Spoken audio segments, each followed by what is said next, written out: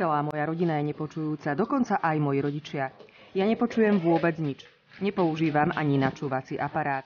Kedysi na základnej škole som ho nosila, ale veľmi ma to vyrušovalo. Keď napríklad umývali v triede tabuľu, alebo niekto zakričal, nevedela som sa sústrediť. Odtedy ho nenosím.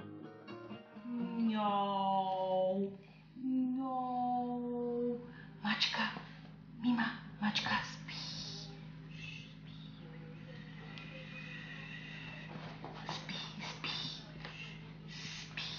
Mimi.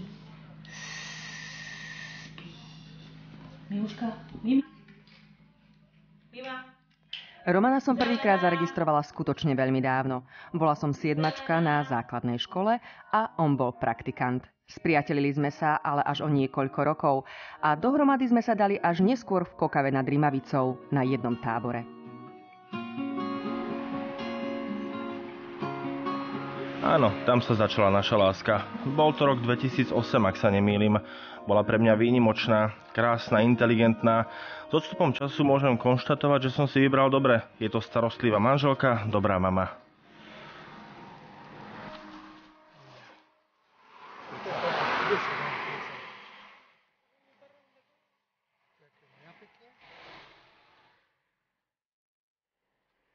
Chcela som byť vždy učiteľkou. Vybrala som si preto strednú pedagogickú školu v Lučenci. V Bratislave totiž trvali na tom, aby som robila skúšky z hudobnej výchovy, hoci som nepočujúca. V Lučenci mi dali výnimku. Potom som pokračovala na vysokej škole. 5 rokov som študovala špeciálnu pedagogiku sluchovo a mentálne postihnutých.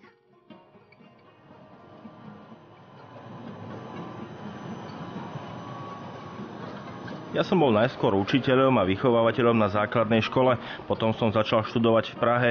Stal som sa lektorom posunkového jazyka v občianskom združení Myslím a pred rokom ma osud zavial do Brna. Na vysokej škole robím odborného lektora a stal som sa lexikografom českého posunkového jazyka.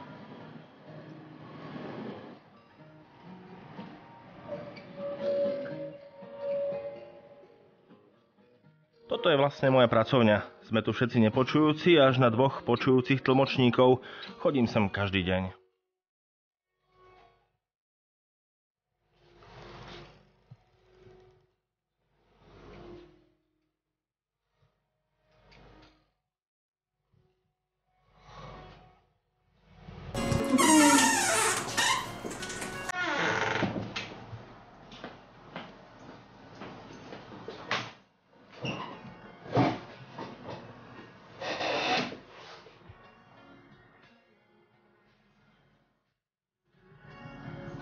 Ako som sa dostala do televízie?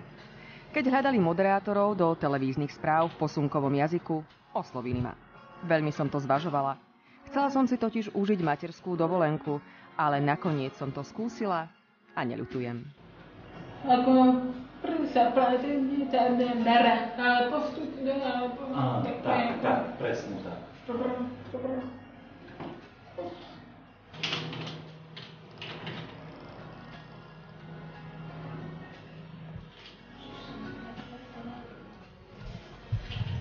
Táto práca ma naozaj veľmi baví. Čítam, tlmočím a veľa vecí sa dozviem. Okrem toho môžem podávať informácie nepočujúcim a to je úplne skvelé.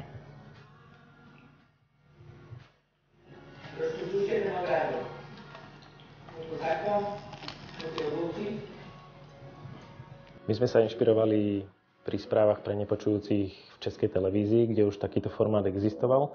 A keď sme ho začali u nás pripravovať, tak sme oslovili ľudí, ktorí pracujú s nepočujúcimi, ktorí sa v tejto komunite pohybujú, aby nám poradili, či existujú ľudia, ktorí vedia vlastne pripravovať správy, akísi nepočujúci novinári. Už si nepamätám dnes kto, nám odporúčil Romana a Veroniku ako veľmi šikovných ľudí z komunity nepočujúcich, ktorí by sa možno na to dali.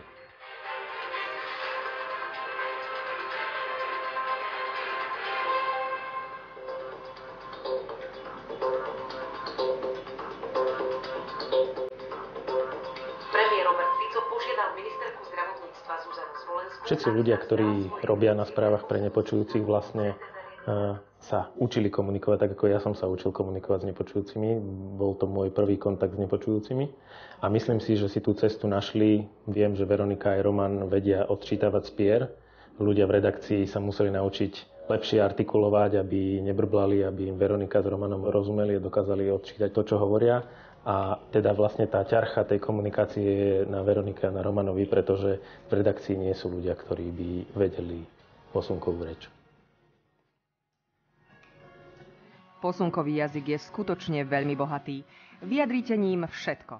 Dokonca aj emócie a city.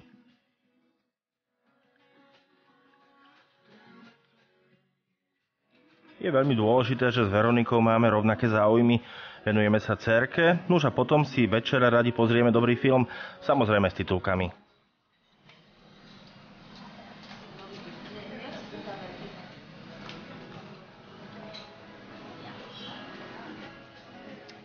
U Romana a Veroniky je na prvý pohľad vidno, že sa ľúbia a dcérka je korením ich vzťahu. Vedia, ako ju majú učiť, keďže aj ona je nepočujúca. Majú perfektný prístup k výchove.